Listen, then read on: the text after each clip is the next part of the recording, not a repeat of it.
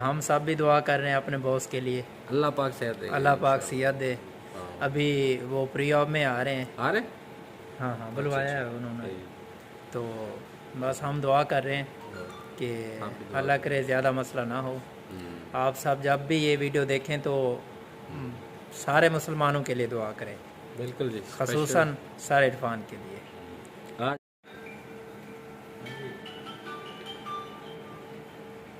ये तैयारी हो गई है, अभी डिसाइड होगा कि कौन से ओटी में होना है ऑपरेशन।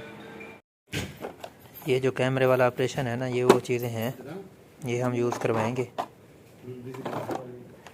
स्पेशल प्रोटोकॉल है ये सर सुहेल की तरफ से, इन्होंने स्क्रब होना है और हमने करनी है सर्कुलेटरी।